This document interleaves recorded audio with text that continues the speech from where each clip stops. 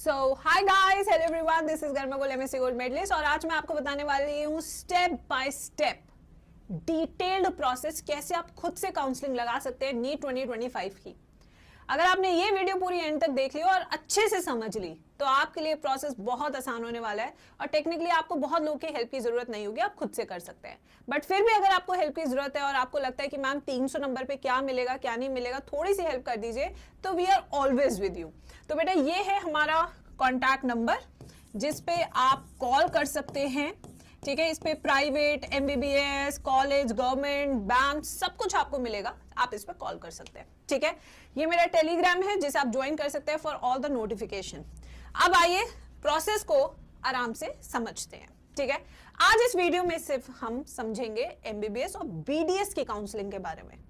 आयुष की मैं इस वीडियो में नहीं बता रही, उसकी मैं एक अलग से वीडियो बनाऊंगी, ठीक है बच्चों, क्योंकि उसकी साइट भी अलग है। तो आज का टारगेट रहेगा एमबीबीएस और बीडीएस की काउंसलिंग, ठीक है। आइए बच्चों, तो सबसे पहले एक कंप्लीट प्रोसेस समझते हैं कि आखिर काउंसलिंग का प्रोसेस क्यों हो रहा है, कैसे हो रहा है और किसको करना चाहिए। अगर इस साल आपके मार्क्स 300 अबव हैं, ठीक है, तो आपको काउंसलिंग में जरूर बैठना चाहिए। प्राइवेट मिल सकता है, गवर्नमेंट कॉलेज मिल सकता है या बीडीएस मिल सकता है, कोई भी कोर्स मिल सकता है, आपको काउंसलिंग जरूर लगानी चाहिए। क्योंकि इस साल बच्चों का पेपर बहुत टफ था, बच्चों के मार्क्स कम आए हैं, बट हमें ये लगता है कि मार्क्स कम है, मुझे कॉलेज नहीं मिलेगा, इसमें कोई और बच्चा बाजी मार जाता है।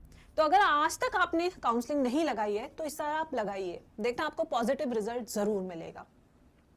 तो कंप्लीट प्रोसेस में सबसे पहले साइट पे, एमसीसी की साइट पे ऑनलाइन रजिस्ट्रेशन होता है, कोई ऑफलाइन नहीं चाहिए। ऑनलाइन रजिस्ट्रेशन में आपको डॉक्यूमेंट्स चाहिए, वो डॉक्यूमेंट्स मैंने एक वीडियो बनाई थी इस चैनल पे 2 दिन पहले, आप देख सकते हैं। ये डॉक्यूमेंट्स आप तैयार रखें। उसके बाद फीस पेमेंट, यस, काउंसलिंग की अपनी फीस होती है, जैसे आपका नीट रजिस्ट्रेशन के टाइम पे फीस होता है, ऐसे काउंसलिंग की भी फीस होती है जो आपको सरकार को देनी होती है। फिर उसके बाद आती है हमारी choice filling. Choice filling based on your marks, आपको चॉइस फिलिंग करनी होती है कि कौन कौन से कॉलेजेस आपको मिल सकते हैं। और यही चॉइस फिलिंग सबसे ट्रिकी पार्ट होता है, सबसे ट्रिकी पार्ट। अगर आपके मार्क्स बहुत ही अच्छे हैं, आपकी रैंक बहुत अच्छी है, तो आप टॉप कॉलेजेस लगाते हैं। अगर आपके मार्क्स थोड़े कम है और फिर भी आप टॉप कॉलेज लगाते हैं तो आपके चांसेस कम हो जाते हैं, है ना बच्चों। तो चॉइस फिलिंग सबसे ट्रिकी पार्ट क्यों होता है, क्योंकि यहाँ पे आपने कुछ कॉलेजेस ऐसे भी लगाने चाहिए जो नए बने हैं, जिनकी कट ऑफ कम हो सकती है, जो ज्यादा रैंक पे भी एडमिशन मिल जाते हैं। सो यही पार्ट हम आपको काउंसलिंग में हेल्प करते हैं, ठीक है। क्योंकि इसमें क्या होता है ना, सारे एम्स डेली नहीं भर सकते, आप सारे एम्स नहीं भर सकते, क्योंकि अगर आपके मार्क्स कम है और आप एम्स भर रहे हैं तो रिजेक्शन हो जाएगा, आपको कॉलेज नहीं मिलेगा। तो जो आपकी राउंड वाइज चॉइस फिलिंग है वो ऐसी होनी चाहिए कि आपको पहले राउंड में चांसेस हाई हो कि अच्छा कॉलेज मिल जाए, कुछ अच्छे भी, कुछ मीडियम वाले भी और कुछ नए बने हुए कॉलेजेस भी। फिर उसके बाद आता है आपका रिजल्ट, काउंसलिंग का रिजल्ट, जिसमें आपको अलॉटमेंट मिलता है कि आपको ये कॉलेज अलॉट हुआ है। अगर आपको अलॉटेड कॉलेज पसंद नहीं आया तो you can wait for round 2, but round 2 does not guarantee you कि आपको कॉलेज मिलेगा ही मिलेगा, हो सकता है आपको ना मिले। तो इसलिए ये चीज भी बहुत ज्यादा अच्छे से आपने देखनी है कि अगर आपको कॉलेज अलॉट हो गया इस साल और आपने उसे छोड़ दिया तो अगले साल आप काउंसलिंग में नहीं बैठ पाएंगे, you will be debarred from that counselling.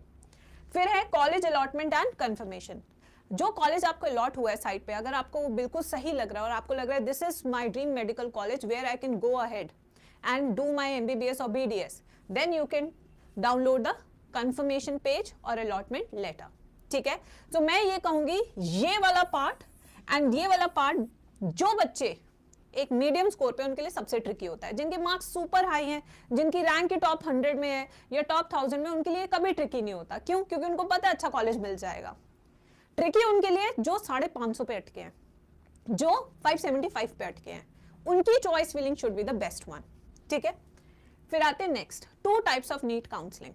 हमारे पास 2 तरह की नीट काउंसलिंग होती है एमबीबीएस एंड बीडीएस की सीटों के लिए। एक होती है एमसीसी काउंसलिंग जो ऑल इंडिया कोटा की होती है, 15% सीट, जिसमें डीम्ड यूनिवर्सिटीज की भी 100% सीट्स यहीं पे होती है, सारे एम्स की भी यहीं पे होती है। 15% all India Kota government seats plus 100% deemed की भी यही कराता है एमसीसी काउंसलिंग, प्लस आपके 100% एम्स की सीट भी यही फिल कराता है एमसीसी, ठीक है। काउंसलिंग वीडियो सॉरी वेबसाइट, ये हमारी mcc.nic.in, ये हमारी वेबसाइट। फिर उसके बाद स्टार्ट होती है आपकी एमसीसी के बाद स्टेट काउंसलिंग, जहां पे आपकी open state and close states हैं। ओपन स्टेट वो होती है मेरे प्यारे बच्चों जहां पे और राज्य के बच्चों को भी वेलकम किया जाता है, जैसे यूपी, ठीक है। और ऐसी बहुत सी स्टेट है जो क्लोज स्टेट्स हैं, जो और राज्य के बच्चों को आने नहीं देती। जैसे कि अगर राजस्थान की बात की जाए, राउंड 1 के लिए क्लोज्ड है, राउंड 2 में प्राइवेट कॉलेजेस खुल जाते हैं अदर स्टेट्स के लिए भी। तो ये छोटी छोटी चीजें जो आपको पता होनी चाहिए, ठीक है। तो 85% गवर्नमेंट सीट्स आपके स्टेट काउंसलिंग के थ्रू होती है, और स्टेट काउंसलिंग की हर की साइट अलग है, यस, हर की वेबसाइट अलग है, वहां जाके आपको रजिस्टर कराना है। तो 15% के लिए आप एमसीसी पे रजिस्टर कराते हैं, 85% के लिए अपनी स्टेट की वेबसाइट पे कराते हैं। यहाँ पे सबसे इंपॉर्टेंट डॉक्यूमेंट जो है वो है आपका डोमिसाइल सर्टिफिकेट, ठीक है। तो ये डोमिसाइल बहुत इंपॉर्टेंट है इस वाली काउंसलिंग के लिए। अब आते हैं ऑल इंडिया कोटा। एमसीसी की ऑल इंडिया कोटा काउंसलिंग में कौन कौन सी चीजें हैं जो कवर की जाती है?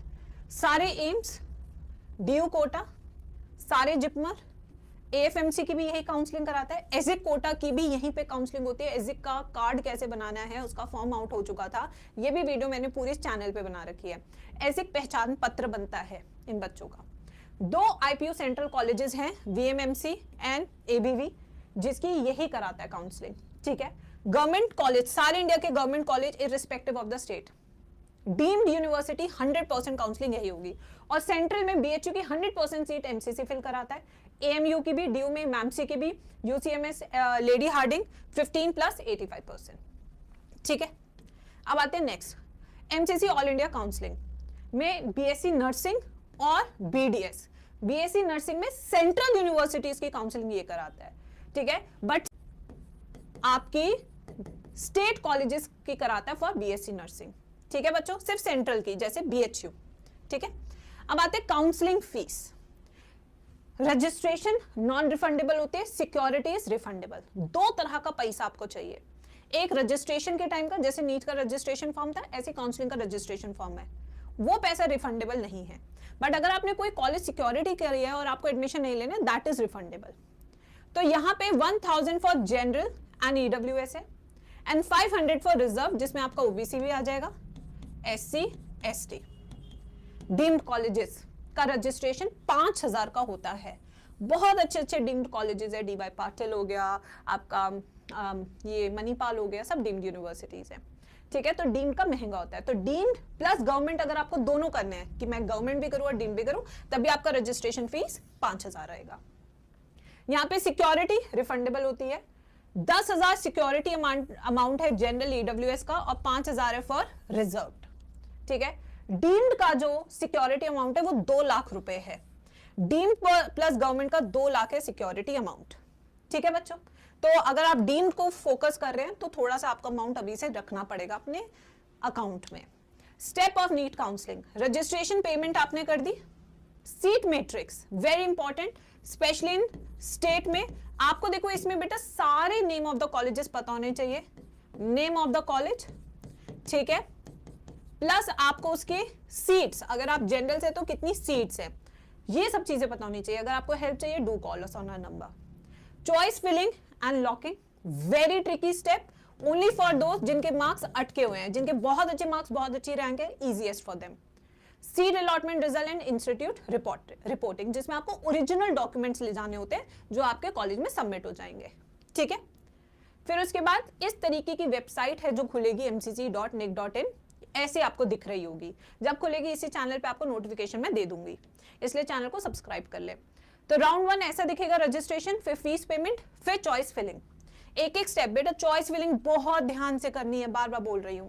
Round 2 registration, fees payment, choice filling, ठीक है। अब मैं आपको बताती हूँ राउंड वाइज। अब देखिए बेटा, registration, submission of choices, view indicative seat, allotment, modify and lock. First round of seat allotment, जब आपने अपनी चॉइस फिलिंग, आपने मान लीजिए 5 कॉलेजेस दे दिए, मैमसी, वीएमएमसी, लेडी हार्डिंग, एंड आपने 2 स्टेट कॉलेज दे दिए, ठीक है, क्योंकि उसमें भी आपकी 15% सीटें हैं ना, ठीक है, आपने दे दिए। अब उसमें से आपको अलॉट होता है मान लीजिए मैमसी, ठीक है। तो राउंड 1 में सीट अलॉट हो गई आपको मैमसी में, तो तो आप कहेंगे हाँ हाँ बड़ा अच्छा कॉलेज है, मैम से मैं लेने के लिए तैयार हूं, तो आप यस वाले में चले गए, ठीक है। तो इस केस में आपको क्या करना होगा, report to the allotted institute, complete admission formalities, give willingness as follows, यानी कि आप अपने ओरिजिनल डॉक्यूमेंट सबमिट करेंगे, वहां की फीस पे करेंगे और आप अपना एडमिशन ले लेंगे। बट आप कहते हैं नहीं नहीं मुझे शायद राउंड 2 में एम्स जोधपुर मिल सकता है, आई शुड ट्राई, तो आप नो वाले ऑप्शन में चले गए, ठीक है, कि नहीं मेरे को एम्स में जाना है, जोधपुर में जाना है, शायद सेकंड राउंड में मेरे को सीट मिल जाए, तो आप नो वाले ऑप्शन में चलेगा। अब इस केस में आपने क्या करना है, candidates who have not been allotted any seat in round 1, ठीक है, अब या तो आपको राउंड 1 में लॉट ही नहीं हुई, तब आप राउंड 2 में जा रहे हैं, या फिर candidates who have given willingness to participate in second round of allotment as yes in round first. तो यहाँ पे दो ऑप्शन है, कॉलेज मिला, आपको पसंद नहीं आया, आप राउंड 2 का वेट करना चाहते हैं, दूसरा है कि आपको राउंड 1 में लॉट नहीं हो, now you are waiting for round 2। अब राउंड 2 में ऐसे कॉलेजेस भी लगाने जो सिर्फ टॉप ना हो, हर तरह के कॉलेज हो, जैसे कि आपके chances of allotment in round 2 ज्यादा हो जाए, ठीक है। फिर आते हैं next, all India counselling 15%, all central level certificates are required. अगर आप सेंट्रल काउंसलिंग में हैं, सेंट्रल काउंसलिंग कर रहे हैं, तो आपको सेंट्रल सर्टिफिकेट्स चाहिए, कैटेगरी सर्टिफिकेट, ओबीसी, ठीक है, SC ST, can take admission in any college in India. Overall 3 rounds यहाँ पे होते हैं काउंसलिंग के। उसके बाद last is mop up round, बची हुई सीट, लक बहुत चल जाता है इसमें बच्चों का। स्ट्रे वैकेंसी राउंड, अगर बचती हैं, ये काफी लंबे टाइम तक चलता है, सितंबर तक। फीस इसकी 1000 है, ठीक है। नेक्स्ट नोट, ना अब क्या क्या चीजें जो ध्यान में रखने वाली बात है, registration fees is non refundable, वो आपको पैसा वापस नहीं मिलेगा। In third round counselling security fee paid will not be refunded. अगर थर्ड राउंड में भी आप काउंसलिंग में बैठे और आपने सिक्योरिटी फीस दी है तो वो भी रिफंड नहीं होगी, ध्यान से दीजिए, इसलिए चॉइस लॉकिंग बहुत अच्छे से कीजिए। In case if you get an allotted college in stray vacancy round, you must join it, otherwise you will be banned for 2 years and cannot participate in counseling। ये देख रहे हो, तो अगर आपको स्ट्रेट राउंड में मिलती है सीट और फिर भी आप नहीं लेते हैं, तो आपको अगले 2 साल तक कोई भी काउंसलिंग में बैठने नहीं दिया जाएगा, ठीक है। नाउ अपग्रेडेशन, अब मान लीजिए आपको एक कॉलेज मिला मैमसी राउंड 1 में और सेकेंड राउंड में आपको एम्स जोधपुर मिल गया। अब आप कहोगे यहाँ मेरे को तो एम्स जोधपुर जाना है। Now what you need to do, you can upgrade your allotted college by keeping current college and moving to the next round. You can still appear for second round of counseling even if you were allotted a college in round 1. While upgrading, you have to visit allotted college and complete the other process. If this process, if you do any mistake, then the chances that you can lose your registration fees. ठीक है? Next mistake you should avoid, not taking proper guidance of experienced person. ये बेटा, ये वाला point सिर्फ उनके लिए है जिनका डाइसी स्कोर रहता है, जिनके बहुत अच्छे स्कोर है उनके लिए बहुत इजी है काउंसलिंग। बट चॉइस लॉकिंग, जब बच्चे को अपने स्टेट के सारे मेडिकल कॉलेजेस का नाम ही नहीं पता, वो कैसे कर लेगा? यहीं पे तो हमारी हेल्प की जरूरत होती है। यहीं पे बच्चे आप हमारे साथ जुड़ सकते हैं हमारे काउंसलिंग प्रोग्राम पे, जो कि बहुत ही ऑनेस्ट है, सच बता रही हूँ। Filling in correct information during registration, वरना फॉर्म रिजेक्ट हो जाता है। फिलिंग रॉन्ग कार्ड डिटेल्स, यहाँ पे भी रिजेक्शन के चांसेस हो जाते हैं। छोटी छोटी चीजें जो बच्चों को नहीं पता होती। Not visiting the college personally and not reading the guidelines. Filling the college listing wrong order, जो सबसे पहले चाहिए था वो लास्ट में भर रहे हो। Not taking the time to update and rounds, not checking allotment list properly. ये सब आपको नोटिफिकेशन चाहिए ना टाइम टू टाइम, है ना बच्चे? ओरिजिनल डॉक्यूमेंट सबमिट हो गए, फिर क्या करना है? अब स्टेट काउंसलिंग में क्या है, 85% seats are reserved for domicile and 15 for all India quota. Private colleges में जो ओपन स्टेट है, लाइक यूपी, कर्नाटका, ठीक है, some percentage of seats are open for other state student, also mostly 15% where other state student can take admission. यानी कि private colleges में भी admission दूसरे स्टेट के बच्चे ले सकते हैं।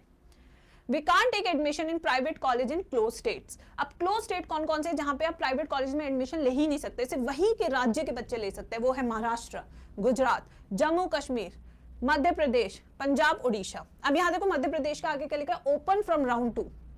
यहाँ के प्राइवेट कॉलेजेस बाकी स्टेट्स के लिए राउंड 2 से ओपन होते हैं, और यहाँ पे प्राइवेट कॉलेजेस की फीस कम as compare to other states. ये आपको नहीं पता था, हमें पता है, ठीक है। Rajasthan again open from round 2 for other state students. यहाँ पे एडमिशन कम मार्क्स में भी मिल जाता है, अप टू राउंड 3, ठीक है। तो ये थी बेटा छोटी छोटी इंसाइट्स जो मैं आपके साथ शेयर करना चाहती थी। अगर आपको कहीं कंफ्यूजन है, do let us know in the comment section. और नेक्स्ट वीडियो में आयुष की बनाऊंगी पूरी काउंसलिंग की, ऐसे ही मैं आपको सब बताती रहूंगी। डू ज्वाइन आवर प्रोग्राम, ठीक है। And this is my Telegram and do not forget to subscribe to the channel, like share the video, तहलका मचा दो इस वीडियो पे ठीक है। चलो बाय बाय, टेक केयर।